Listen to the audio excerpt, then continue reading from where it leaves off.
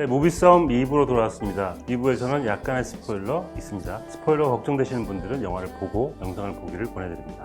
자, 이제 스포일러를 까보겠습니다. 네. 좋아하시나요?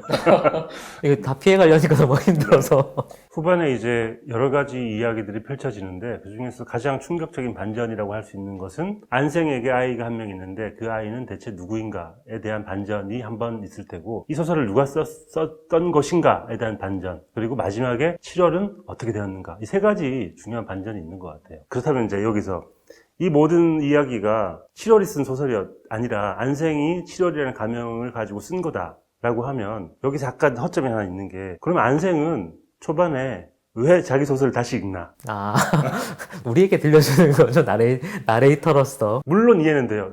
나도 내 소설 다시 보니까 너무 재밌거든. 그래서 이해는 되지만 영화적으로는 약간 이게 의도적인 트릭 같은 거다. 의도적인 트릭이죠. 네. 네, 맨 마지막에 마지막 장을 안 썼잖아요. 마지막 장을 쓰기 위해서 한번 그렇죠. 다 처음부터 읽는 저도 거죠. 이해되죠. 왜냐하면 5장을 쓰려면 4장까지 다시 한번 읽어보고 써야 되니까. 그러기에는 그 안생의 표정이 너무 처음 보는 것 같은.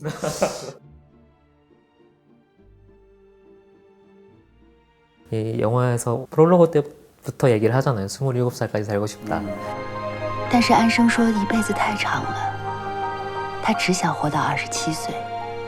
누가 27살까지 살게 되냐. 약간 요게 반전으로 보면 되게 핵심적인 코드인 거고, 이후에 이제 7월에 펼쳐질 삶은 사실 안생이 7월의 목까지 사는 거기 때문에 7월의 삶이라고도 할 수도 있고 안생의 삶이라고도 할 수도 있고, 처음에 안생의 첫 자취집이라고 해야 되나? 두 사람이 이렇게 누워서 공냥공냥하는 장면이 나올 때 뭐 7월이 그런 얘기 하잖아요. 我妈说，女孩也没什么地方可去啊，就从一个家到另外一个家。 그 다음에 이제 안생이 받아준 얘기가, 나는 이번 생을 또 돌아다닐 거야. 남자를 사랑하지 않아도 돼. 너 자신을 사랑해야지. 이게 사실은 어떻게 보면 두 사람이 나눈 얘기라기보다는 한 사람이 거의 자문자답하는 것 같은 느낌을 주는. 어쩌면 이거 반전일 수도 있어. 두 사람은 한 명이었다. 그러면 스릴러로 갑자기 장르가 전환되는데. 한 명이 약간 두 사람으로 부절돼가지고 혼자 대사하고 있었던 거지. 어떻게 보면 분리됐던 두 사람이 한 사람이 떠남으로써 하나가 되는 그런 식으로 이루어진 영화인 것 같고, 또 하나는 이 중국상이라는 감독이 사실 어떤 의미에서는 천밀밀의 동성 버전처럼 보이는 측면도 있고 감성적으로는 되게 닮았어요. 한편으로 좀 반가운 게 홍콩 영화가 한때 굉장히 각광을 받았다가 지금은 약간 좀 산업적으로 많이 침체를 겪고 있잖아요. 상당 부분 책임은 그때 당시에 전성기를 구가했던 감독들이 다 중국으로 넘어가거나 상업 영화가 진행으로 넘어가면서 네. 자기 색깔을 보여주는, 혹은 홍콩의 현재를 보여주는 영화들이 잘 안 나왔던 게 사실이거든요. 근데 최근에 점점 그런 움직임들이 좀 보이고 있고, 젊은 감독들 중심으로 해서 주목할 만한 홍콩 영화가 있는 것 같고, 저는 최근에 본 것 중에는 매드월드라는 영화가 있는데, 멍춘이라는 감독이 찍은 영화예요. 그게 젊은이들 살고 있는 현실, 세대 간의 격차, 뭐 이런 것들을 부자관계를 통해서 보여주거든요. 근데 이 매드월드의 증주희 배우가 나와요. 이 영화도 굉장히 주목할 만한 젊은 감독의 영화였던 것 같고, 90년대에 되게 좀 화려했던 홍콩 로맨스물, 대중적이지만 여러 사람에게 감성에 호소하는 영화들이 지금 잘 안 나오고 있었는데, 중국산 감독이 이 영화가 또 진가신 감독이 제작하기도 했으니까 그 계보를 이어받을 수 있는 거 아닌가? 사람의 마음을 울리는 감성적인 접근은 확실히 살아있거든요. 그게 홍콩인들의 좀 독특한 정서를 자극하는 거기도 하고, 또 보편적인 정서를 자극하는 대중적인 측면도 있기 때문에 주목해 볼 만한 감독 리스트에 이분을 올려도 충분할 것 같다라는 생각이 들어요. 그 매드월드라는 영화의 부자관계를 통해서 드러나는 거면 중국성 배우를 같이 캐스팅했으면 재밌지 않았을까. 그런 상상도 해봐요. 언젠가 중국산 감독이 감독을 하고 정지휘 배우가 주연을 하는 그런 영화가 충분히 나올 수 있지 않을까라는 생각이 들고, 그러면 정지휘 배우의 좀 다른 얼굴을 볼 수도 있을 것 같다라는 기대도 하고요.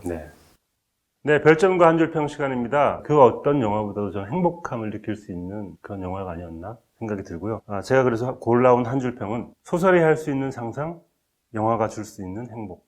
7월이라는 27살에 죽은 한 사람에 대한 아주 애틋한 위로, 그 소설로 그 사람의 삶을 연장해 줄 수 있을 것 같은 그런 상상의 여지가 있는 것 같고요. 또 영화는 이 플래시백을 통해서 7월이 살았던 삶을 한번 쫙 보여주면서 7월에 이렇게 위안을 주기도 하고 우리들에게는 행복함을 줄 수 있는 그런 영화가 아니었나 싶습니다. 행복이라는 단어가 되게 와닿는데, 이 영화가 주는 행복은 뭔가 서글픈데 되게 예쁘다는 느낌? 하지만 결과적으로 끝에는 뭐 충만하게 차오르는 어떤 감정들이 있는 것 같고, 거기에 뭔가 이름을 붙이고 싶지 않은 느낌. 그래서 저는 제가 생각한 한 줄 평은 네가 되는 꿈?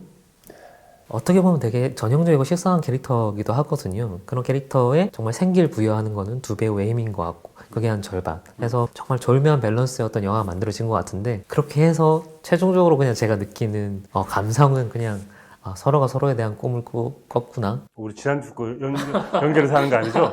우리는 같은 꿈을 꾼데 아니죠? 네네. 비슷한 것 같아요. 어떤 의미에서는 관계에 대한 얘기인 거고 사람과 사람의 관계가 어떻게 형성될 수 있는가에 관한 문제인 거고 두 사람이 각각의 살았던 모순된 삶들이 우리에게 뭔가 알 수 없는 묘한 충만감을 주는 것 같아서 그냥 네가 되는 꿈이라고 정의를 했습니다. 네. 별점은 몇 개인가요? 네. 안녕 나의 소울메이트에 대한 제 별점은 3개 반입니다. 우리가 영화를 보는 이유가 다양하잖아요. 영화가 뭐지라고 했을 때 이런 감동 혹은 흔히 얘기하는 재미를 줄 수 있는 영화가 그렇게 많지는 않은 것 같고 이 영화는 그런 목적을 충분히 달성하는 가운데 80년대, 90년대 홍콩 영화가 누렸던 어떤 낭만적인 상상력 이런 것들을 충분히 전달하고 있는 것 같아서 되게 간만에 뭔가 차오르는 느낌이 있는 영화였던 것 같아요. 이 영화의 초반부의 어린 시절의 이야기도 참 보고 있으면 행복하고 후반부에도 진한 감동이 있기 때문에 여러모로 보고 나면 행복한 영화가 아닌가 싶습니다. 저희 무비썸은 여기까지였고요. 행복한 영화 극장에서 관람하시길 바라겠습니다. 저희는 다음 주에 뵙겠습니다. 구독도 해주세요. 이 영상도 보세요.